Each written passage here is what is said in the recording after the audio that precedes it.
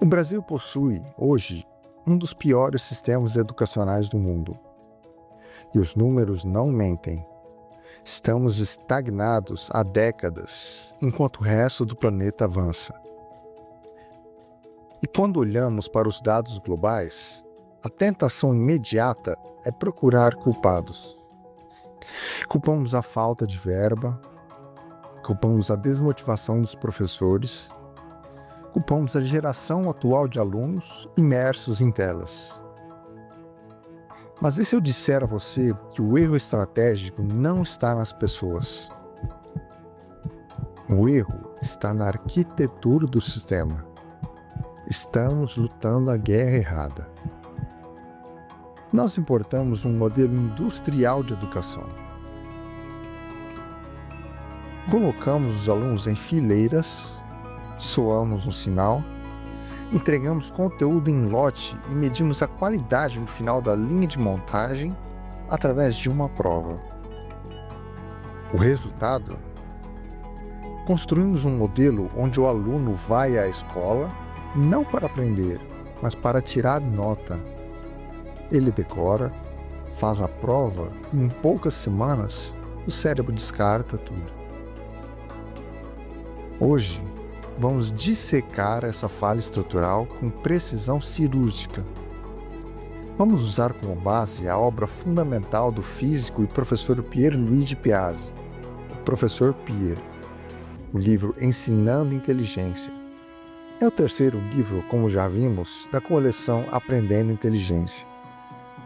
Com mais de 50 anos de trincheira em salas de aula e mais de 100 mil alunos formados, ele entendeu o que a neurociência demorou décadas para comprovar.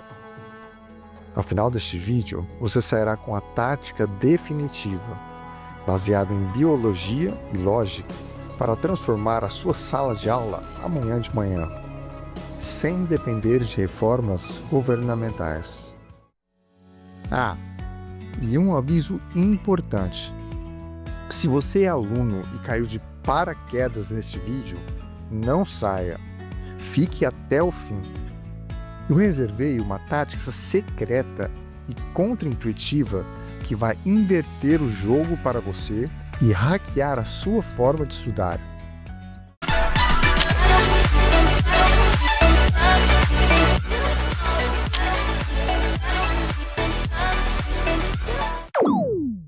Fala, moçada!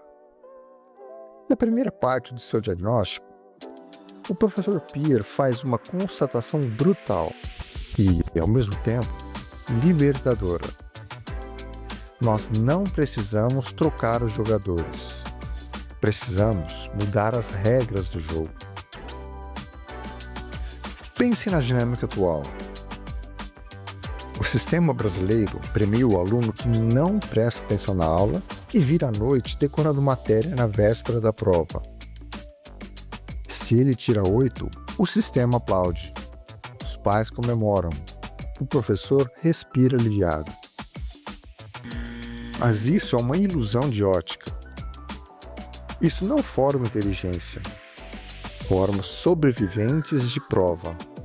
É um treinamento para a memória de curtíssimo prazo. Quando o professor Pierre diz que precisamos mudar as regras, ele se refere a um pragmatismo extremo. Você, professor, não pode mudar o currículo do MEC. Você não pode mudar o orçamento da escola, mas você tem controle total sobre a regra principal. O que você exige do seu aluno quando o sinal toca e ele vai para casa. Você já parou para pensar que o maior problema da educação brasileira não é a falta de conteúdo, mas a completa ausência de um método de consolidação?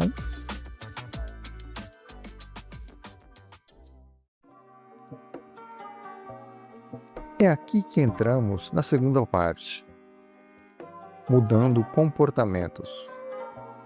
Existe uma falha semântica no Brasil. Nós usamos as palavras aluno e estudante como sinônimos. Elas não são. Quando você está na lousa, demonstrando uma equação complexa ou explicando num contexto histórico, a turma acompanha o seu raciocínio. Eles dizem: "Ah, entendi." Neste exato momento, eles são alunos. O aluno é um ser coletivo e passivo. Ele entende a lógica de quem está ensinando, mas entender não é aprender. Assistir a uma aula excelente é como assistir a um atleta de elite levantando peso na academia. Você entende o movimento, você entende a mecânica, mas os seus músculos não crescem 1 milímetro. Aprender é um ato solitário e ativo. Ser estudante exige pegar o lápis, fechar a porta do quarto e enfrentar o problema sozinho. O sistema atual forma excelentes assistidores de aula, mas forma pouquíssimos estudantes. Mudar esse comportamento não é uma questão de palestras motivacionais, é uma questão de estratégia neurobiológica. Isso nos leva à terceira parte. Os alunos têm cérebro. Talvez a parte mais importante da obra, onde saímos da pedagogia abstrata e entramos na engenharia humana. Como vimos nos últimos vídeos, durante o dia, tudo que o aluno ouve, vê e entende na sua aula fica armazenado no sistema límbico. Pense nele como uma memória RAM do computador. É rápida, mas é volátil, é provisória, momentânea. Acabou a bateria e não salvou, perdeu tudo. Foi dormir e não revisou a matéria do dia, também.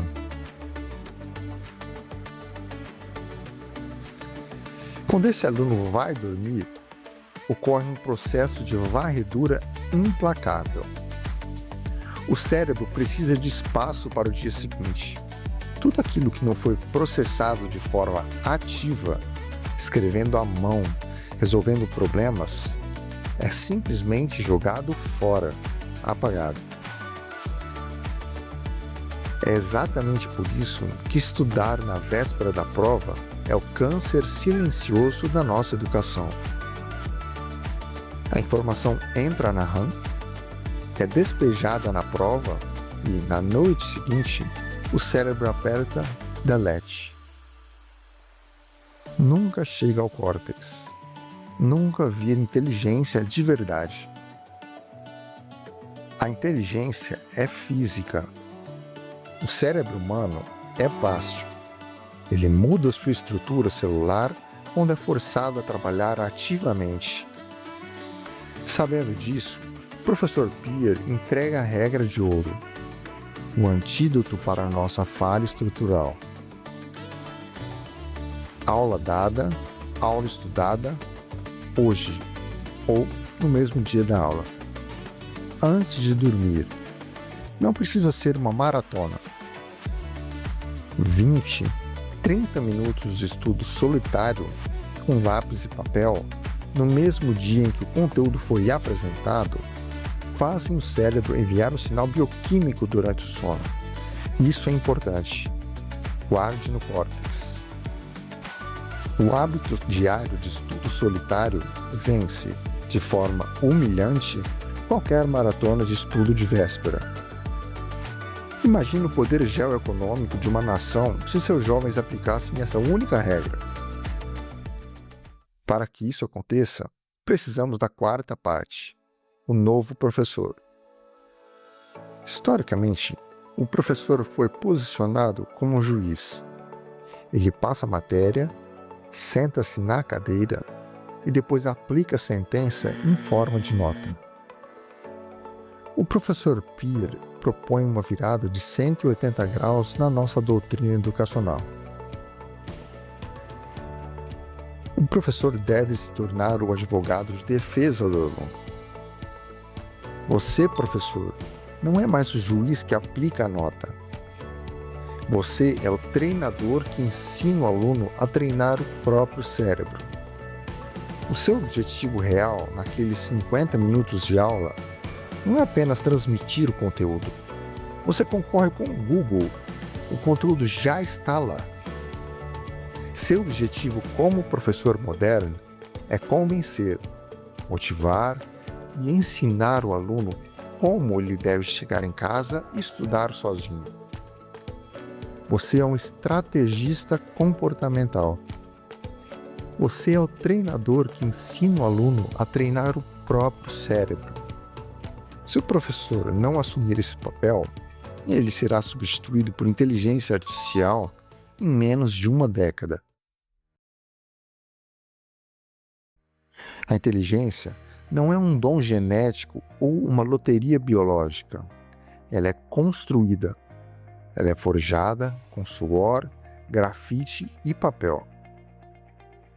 Mudar essa cultura de passividade em uma sala de aula exige liderança serena e implacável. Não exige carisma exacerbado. Comece amanhã. Aplique a regra de ouro.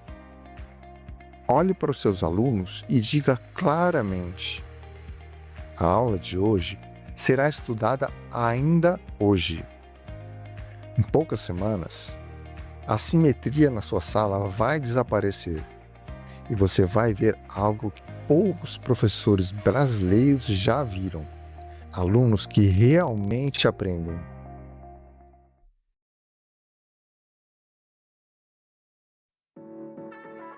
Agora, cumprindo a promessa que fiz lá no início para você que é aluno, a melhor estratégia de estudo da sua vida não é grifar texto. É assumir o papel do professor. Quer aprender de verdade? Então feche a porta do quarto e dê uma aula em voz alta sobre a matéria do dia para um aluno imaginário.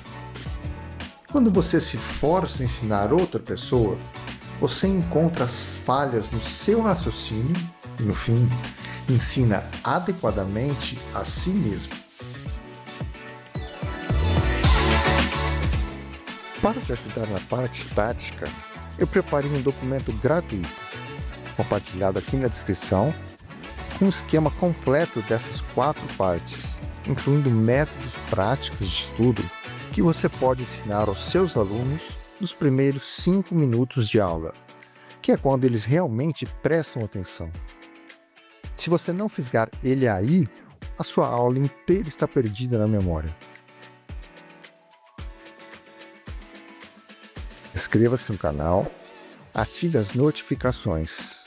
Nós vamos continuar dissecando com a mesma seriedade as estruturas que determinam o futuro deste país. Um abraço e até a próxima análise. Vamos juntos transformar a educação.